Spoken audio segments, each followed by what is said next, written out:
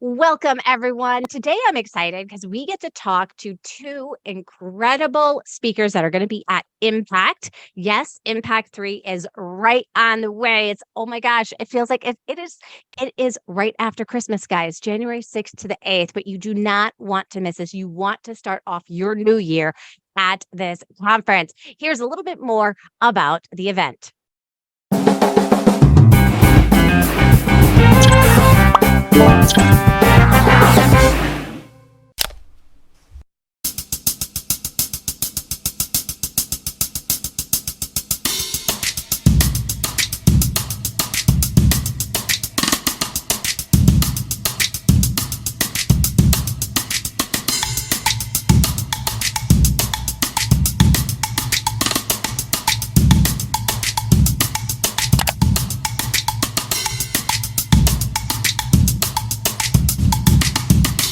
So today I have two of those speakers with me today. I've got Chau and I've got Maria Geffers with me. And Chris is going to be talking about the science behind student success.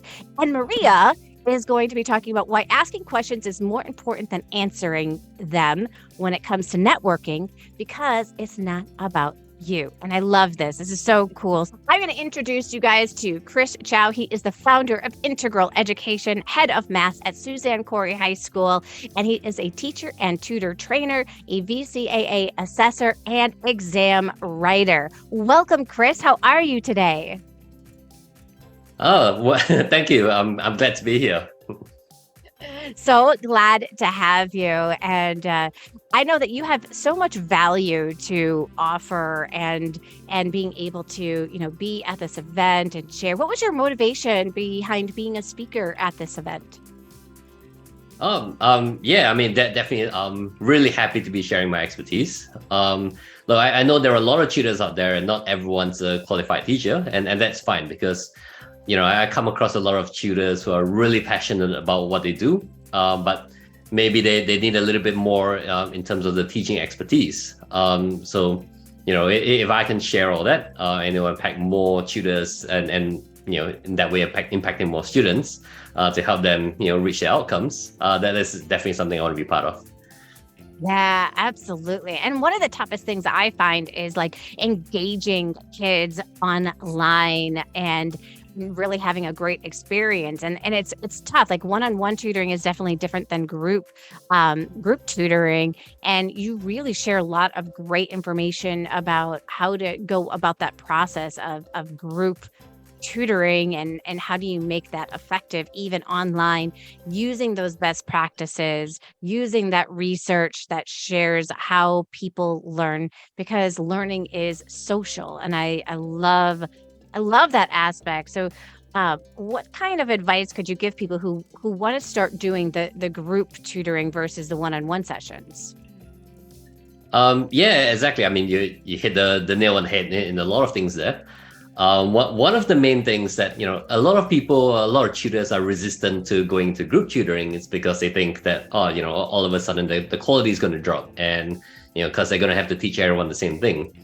Right. But that's a very large myth. Right. If you do things, correctly, as I'll talk a lot more during the Impact conference about how you can structure your group tutoring such that there is a lot of individualization. But the biggest tip that I'll give you right now is to make sure that your kids are talking to each other and participating. Right. Mm-hmm. So, we have this traditional idea of group tutoring as, teacher up front, they're just talking, everyone else is listening and expecting everyone to go at the same pace. That's definitely not the case. Yeah, and what I love about what you do, it's about engaging all of the kids. And I think that's the tough part. Sometimes when we engage, we're kind of it's kind of fearful, I think, as like a teacher or a tutor to kind of give control to the kids to have those conversations, but it's how they process that information. And that is so important. I kind of made the crazy thing there, but not crazy. It's it's how we process the information. Maria is also here with us today, you guys. And Maria is an educator and business entrepreneur who has presented at international, national, and state conferences. She knows the value of being able to introduce who you are, what it is that you do in a clear and succinct way. And she says you can never undo the powerful impact of your first impressions by speaking clearly, listening actively, asking questions, and being a professional in everything that you do. So Maria is going to be really hitting on the whole networking piece as a business owner, with your own business, right? Because we've got two aspects. We've got the teaching side here with Chris, and we've got with Maria the networking side with each other. What motivated you, Maria, to want to share at this particular conference? Well, I just love, again, networking with a lot of people, speaking and asking questions, which we as teachers always do, but sometimes we don't. Sometimes we sit back and don't actively participate. So I wanted to share some strategies that I've gotten over the years and share them with other tutors. And, I love giving out and sharing my experience with everybody. So that's why I decided to do the networking piece and, try to help people along with their business. Yeah. Tell us a little bit about you. How did you get into education, Maria? Well, I was a classroom teacher for over 30 years. And the last part of my assignment was actually working with gifted students. And anyone who's dealt with gifted students knows, as I always say, it's like herding cats. Everybody is going in a different direction and difficult to keep them kind of focused, if you will. So over the years, I have my master's in gifted education and curriculum. And so what I've done is I've developed a program and I've developed the skills on how to engage different people with different ideas and different interests. And that's what I love. I love sharing. I love teaching and interacting. And because I'm always learning. And I think when you stop learning, you stop growing. So I will just continue to ask those questions about everybody and to consistently learn. And people love to share who they are and where they're from and what are their passions. Everybody likes to talk and share about who they are. Yeah, yeah, and I think that's so important because when we can get to know each other as people, we get to step Yeah. we get to step outside of that. Here's my logo and here's my Right. business ad that I've created to kind of throw on out there to the world, right?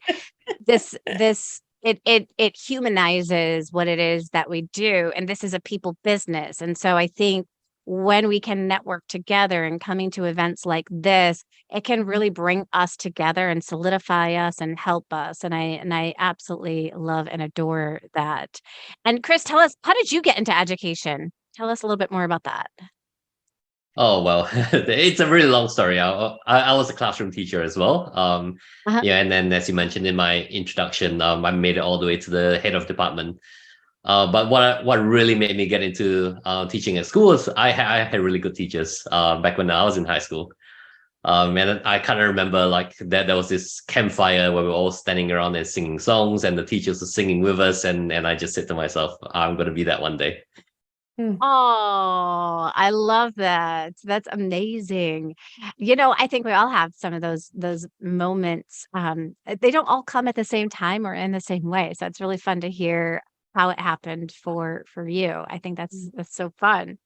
So, I know one of the things that like in the teaching world we really struggle with is networking because we don't know anything about it. Like were either of you guys with your career, did anybody teach you like how to network with other people? Right. I've never really, in my academic, training, if you will, networking wasn't really part of it. It was always about classroom management. Oh. And somehow that was always, you're the leader, you're the one who is the most important person. And then through the years Mm. and training, I've realized that, you're not. You are the mentor creating a learning atmosphere. I learned most of my networking skills when I was joining an organization, when I was going for business training. Mhm. That's what really taught me. And I realized a lot what we do as teachers, we are actually networking. We're using some of those networking skills. When you meet with a parent, actually what you're doing is you're using the skills that you need to have: active learning how to read people's body language, good communication.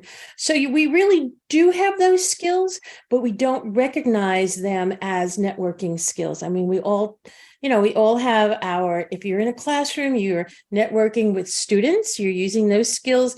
You're also using those skills when you're interacting with your peers. So it's something that we've learned, but we've never really, as teachers, never really said, oh, I'm really networking, So I think that's something that we need to recognize, that we do have the skill set in our toolbox. We just need to start identifying those and polishing them up and and using them in a business, situation. Yeah. I had a teacher recently tell me, I do everything to beg, borrow, and steal.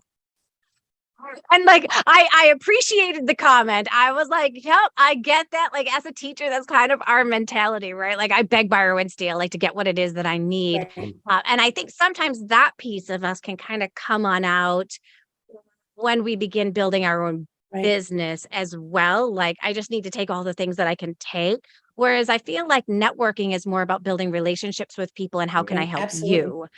Right? Like, Absolutely. it's that opposite side. Like, my favorite question to ask people is, what is the big goal that you're trying to achieve? And Right. then for me to begin thinking, is there anything that I know or I can do to be able to help them Right. achieve that? And I feel like that's the big difference here. Like, as a teacher, I'm constantly looking like, how can I serve my students? How can I meet their needs? Who can help me with meeting those needs and all those kinds of things? But when I start my own business, I'm still kind of in that me kind of mentality. Like, even though like I was serving my students, I think a lot of people, like for me, I struggled with I didn't know any of this stuff, like right out of the get-go. Mhm. And I ran into a lot of people who did it incorrectly. And Mhm. it wasn't Mhm. a good model for me No. until I started seeing, like, I started looking up to like other communities and how they network and how they do business. And I was like, Right. that's what I want to be. That's what I want to do. This is how I want our tutoring world to be. I want to help people be able to do.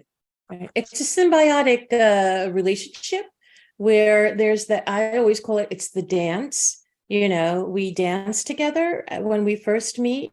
And a lot of people think of networking. I have a bunch of business cards. I'm going to run out and I will be successful if I have given all of my business cards out. And that's not what it's about.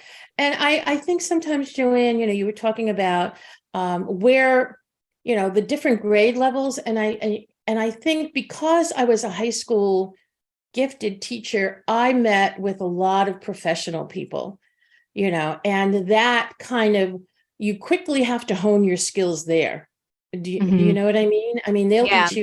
they'll eat you up. You have to be able to present your credentials in a like, well, if you think you're so great, here's what I do. This is what I do. You learn how to, bring your credentials and your experience into the conversation. Mm. So, and I really believe that really has helped me a lot too.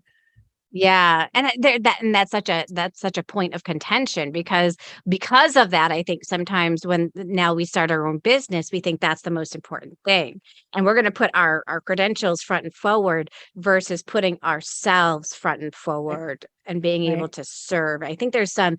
I definitely feel like for me, there was definitely that employee business owner flip that I had to make and understand. How about for you, Chris? Like when you started doing things outside of the classroom, because you do some business coaching as well. Uh, what were some of the differences that you noticed? I mean, yeah, that definitely. I like to echo a lot of what both of you have said. One of the main things is getting out of that employee mindset that you said. And look, it is not so much. Even with tutors these days, when they think about hiring a team, they're like, oh, what can these people do for me, right? But it's actually a much more, as Maria put it, a symbiotic relationship.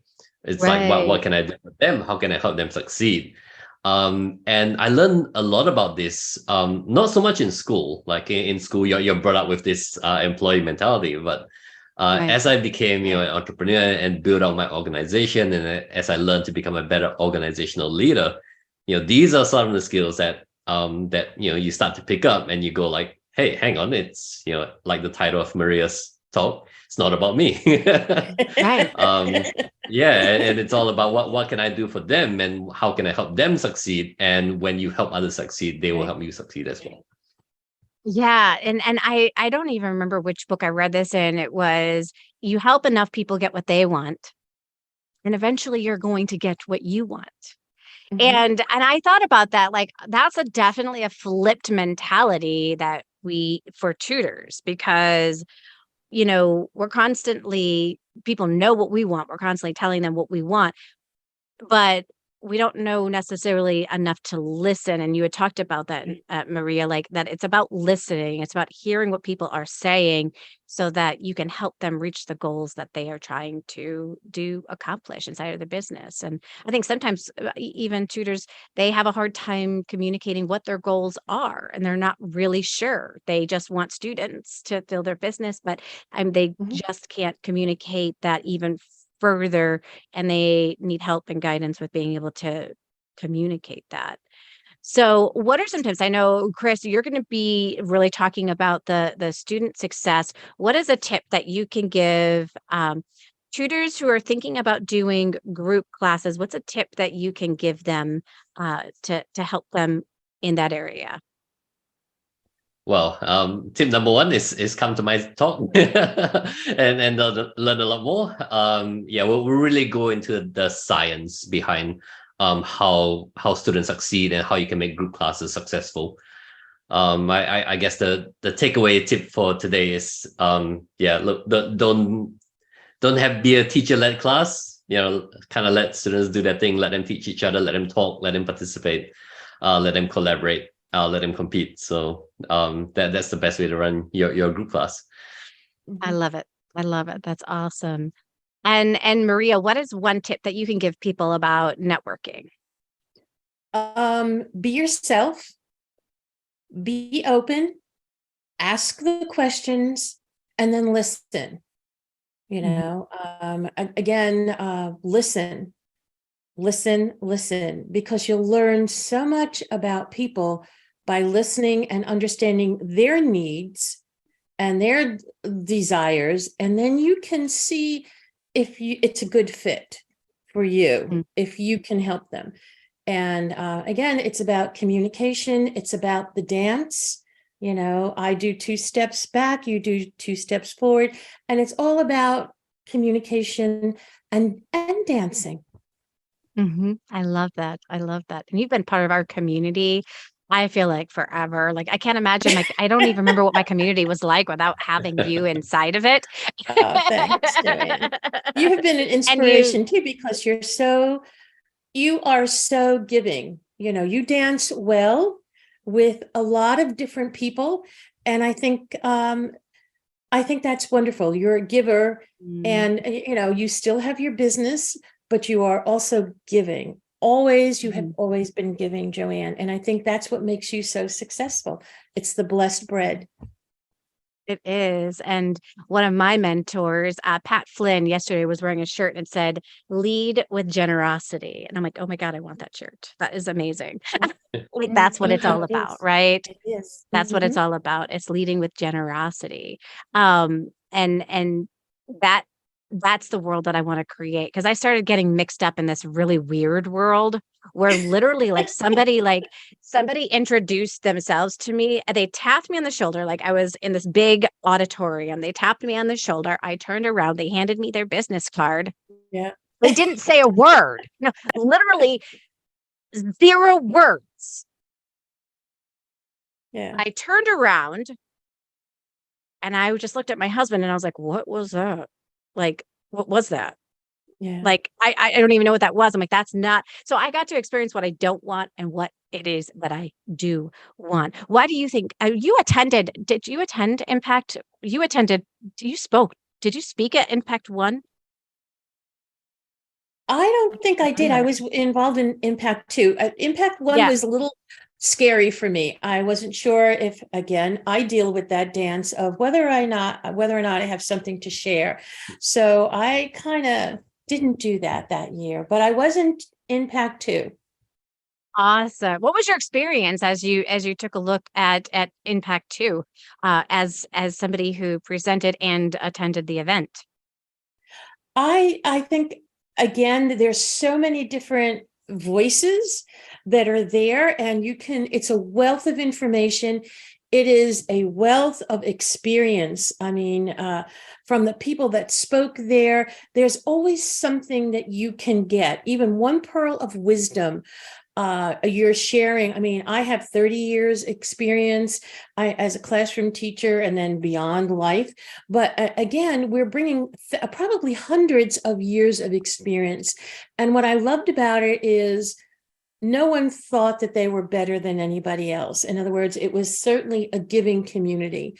And I think that's important, that we feel, Chris, as a coach yourself, you want to make sure that everybody feels comfortable and that everybody feels, this is what the experience I have. I mean, I always love learning about technology because I am semi-literate. And so when I get in front of somebody who can really share what they're doing in their business using technology, I am like perking my ears up, because that is a definite lack I have, skills. We were just setting up my husband's a new phone, and it has been a nightmare.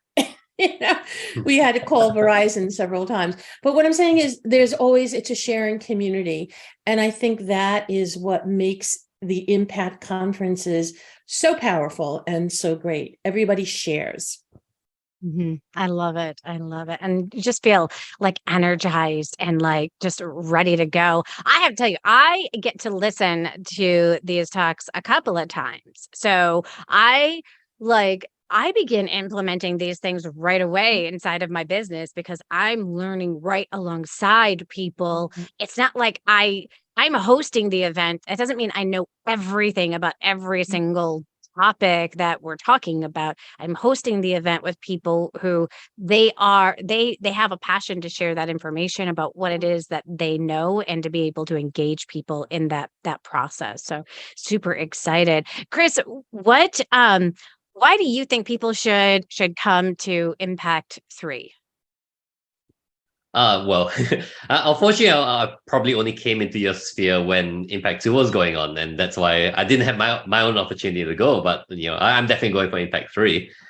Look, it's just ever since I started my business, when you go down this entrepreneurial journey, there's one thing that you learn is that you learn from others. If you do enough trial and error, you could probably get there. But if you learn from all these people who've already done it before, if you read the books, watch the videos, you can get there a lot faster with a lot fewer costly mistakes. So 100% come listen to real experts who are experts in their field, and level yourself up. Yeah. I love that. I love that. Yeah. You know what, you guys, definitely sign up. The link is inside of the description. Tutorbird is sponsoring the entire event. Do you know what this means? That means that Tutorbird has made it possible for you to come to this event without paying a cent. That's right. It is completely free. They have paid for your ticket. If you don't know anything about Tutorbird, Tutorbird is that all-in-one platform that you need to run your tutoring business. It's kind of like having your business assistant right here, like without having to pay the business assistant fee, right? Like if I were to hire somebody to take care of my scheduling, my all of the invoicing and billing and all of that, that would be a full-time job for someone, right? Tutorbird has taken that on and automated the systems so that all you have to do is set it up and then it takes care of itself. I know it sounds like magic, is because it is. So you definitely want to come, and thank you to our sponsors, Tutorbird, for sponsoring this event and allowing everybody to come on in, because I do feel, I do charge for my services. I do charge for, people who go through my courses and those kinds of things, because there's a lot of value that you can learn and a lot of skipping the line. But then I do feel about giving back to the community as well, and being able to collect all of these voices together so that you guys can hear all of the little pieces about our business that we need to be really thinking about. We got to obviously be thinking about how we are teaching our students. We need to be thinking about how we're networking with other people online so we can continue to get more students, right? And these are all great factors in our business. So thanks for joining us today, you guys. I'm so excited for you to join Impact. Join today. Click the link in the description. See you there.